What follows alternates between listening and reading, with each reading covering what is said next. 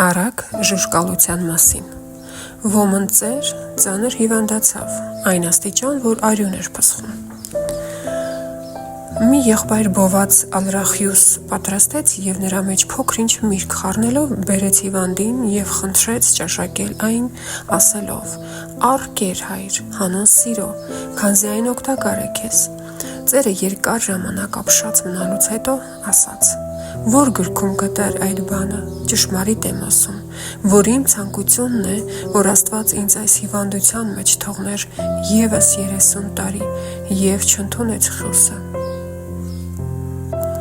Ժուժկալությունը քրիստոնեական ամենաերանելի առաքինություններից մեկն է,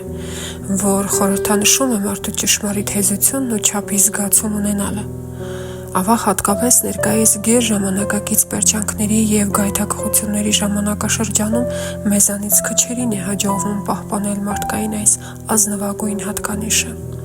Մեզանից շատերն այսօր ընկել են ագահության հորձանուտը և տրվել աշխարհի բազում գայթակղություններին, մոռանալով հոգևոր արժեքների կարևորության մասին։ Ինչպես պիտի փրկվեն նրանք, եթե ոչ ժուժկալությամբ։ Ժուժկալությունը, ինչպես և քրիստոնեական մյուս բոլոր առաքելությունները, նախ և առաջ մարդկային որակ է և ապրելակերպ, որ դրսևորվում է Քրիստոսով պայծառակերպված անհատի կյանքում։ Երբ մարդ ժուժկալ է, նա այդպիսին է յուրաքանչյուր հարցում, թե նյութական արժեքների